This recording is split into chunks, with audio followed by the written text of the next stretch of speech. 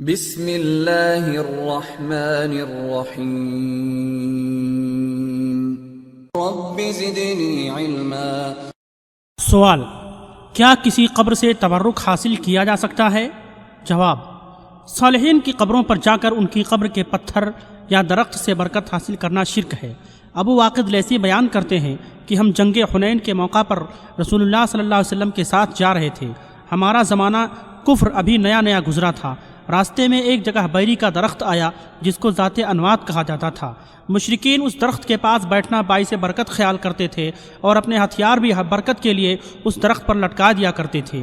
جب ہم اس درخت کے پاس سے گزرے تو ہم نے آپ سے عرض کی کہ جیسے ان مشرکوں کے لیے ذات انوات ہے، آپ ہمارے لیے بھی ایک ذات انوات مقرر فرما دیجئے۔ آپ نے اللہ اکبر کہا اور فرمایا، قسم اس ذات کی جس کے ہاتھ میں میری جان ہے، تم نے وہی بات کہی جو بنی اسرائیل نے موسیٰ علیہ السلام سے کہی تھی کہ اے موسیٰ علیہ السلام، ہمارے لیے بھی کوئی ایسا معبود بنا دیجئے جیسے ان لوگوں کے معبود ہیں۔ موسیٰ علیہ السلام نے کہا، تم لوگ بڑے جاہل ہو۔ پھر نبی اکرم صلی اللہ علیہ وسلم نے فرمایا، تم بھی اگلی امتوں کے طریقوں پر چلو گے۔ ترمذی۔ معلوم ہوا کہ برکت کے حصول کے لیے ایسی جگہیں مقرر کرنا جائز نہیں۔ سوال: کیا کسی قبر پر جہاں دوسرے لوگ غیر اللہ کے لیے جانور ذبح کرتے ہوں، کوئی موحد خالص اللہ تعالیٰ کے لیے جانور ذبح کر سکتا ہے؟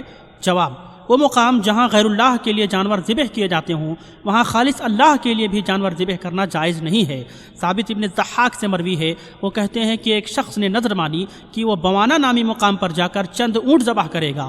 اس نذر کے ماننے والے نے رسول اکرم صلی اللہ علیہ وسلم سے پوچھا کہ کیا ایسا کرنا صحیح ہے؟ آپ صلی اللہ علیہ وسلم نے دریافت فرمایا کہ کیا وہاں کوئی بت تھا جس کی مشرک پوجا کرتے تھے؟ صحابہ نے عرض کی کہ نہیں۔ آپ نے پھر پوچھا کہ کیا وہاں مشرکین کا میلہ لگتا تھا؟ صحابہ نے عرض کی کہ نہیں۔ آپ نے اس صحابی کو نذر پوری کرنے کی اجازت دی اور فرمایا کہ اللہ تعالیٰ کی نافرمانی میں نذر پوری کرنا درست نہیں، اور نہ ہی وہ نذر پوری کرنا صحیح ہے جو انسان کی ملکیت میں نہ ہو۔ ابو داؤد۔ سوال: کیا قرآنی آیات یا مسنون دعاؤں سے تعویذ لکھ کر لٹکانا اچھا عمل ہے؟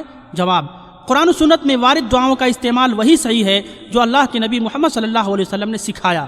یوں آیت و احادیث کو لکھ کر گھونگیں اور سیپی کی سی شکل بنا کر کالے یا سفید دھاگوں میں باندھنا یا گرہ دھار دھاگوں میں لٹکانا ہرگز سنت سے ثابت نہیں ہے، بلکہ انداز تو التمائم کے ساتھ مشابہ ہے، جبکہ التمائم سے مراد گھونگے و سیپیاں وغیرہ ہیں جو مشرکین بلاؤں سے بچنے کے لیے لٹکایا کرتے تھے۔ ان تمائم کو اللہ کے نبی صلی اللہ علیہ وسلم نے شرک کہا ہے۔ پھر تعویذ تو اچھا خاصا کاروبار بن چکا ہے، اور شاید ہی کوئی تعویذ لکھنے والا لوگوں کو یہ بتاتا ہو کہ اس میں کیا لکھا گیا ہے، جبکہ بعض تعویذوں میں یا جبرائیل یا اسرافیل وغیرہ یعنی ندا لغیر اللہ تک لکھا ہوتا ہے۔ سوال: امور کائنات میں مرضی کس کی چلتی ہے؟ جواب: اللہ تعالیٰ ہی وہ ذات ہے کہ جو چاہتا ہے کرتا ہے، اور وہی ہوتا ہے جو وہ چاہے۔ اللہ تعالیٰ فرماتا ہے کہ جب وہ کسی کام کا ارادہ کرتا ہے تو اس سے کہتا ہے ہو جا، اور وہ ہو جاتا ہے۔ سورہ یاسین آیت نمبر 82۔ اللہ کی توفیق ہی سے انسان کوئی کام کر سکتا ہے۔ فرمایا، لا قوت الا باللہ، کسی میں کوئی قوت نہیں مگر اللہ کی توفیق سے۔ سورہ کہف آیت نمبر 39۔ اللہ تعالیٰ نے رسول اللہ صلی اللہ علیہ وسلم کو فرمایا، ولا تقولن، کام کی نسبت ہرگز نہ کہنا کہ میں یہ کام کل کروں گا، مگر یہ کہا کرو اگر اللہ نے چاہا تو میں یہ کام کل کروں گا۔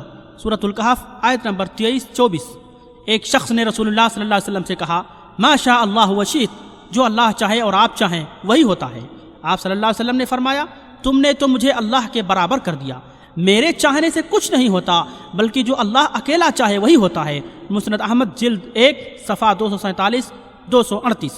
معلوم ہوا کہ اللہ کی مشیت کسی دوسرے کی چاہت کی محتاج نہیں۔ اسی طرح کسی کو ہدایت کے راستہ پر لگانا اللہ ہی کی توفیق سے ہے۔ اللہ تعالیٰ فرماتا ہے، ذلك هدى الله يهدي به من يشاء من عباده، یہ اللہ ہی کی ہدایت ہے، اس پر وہ اپنے بندوں میں سے جس کو چاہتا ہے چلاتا ہے۔ سورۃ الانعام آیت نمبر 89۔ اللہ تعالیٰ نے رسول اللہ صلی اللہ علیہ وسلم کو فرمایا، رسول، بے شک آپ جس کو چاہتے ہیں اسے ہدایت نہیں دے سکتے، بلکہ اللہ ہی جس کو چاہتا ہے ہدایت کرتا ہے۔ سورۃ القصص آیت نمبر 56۔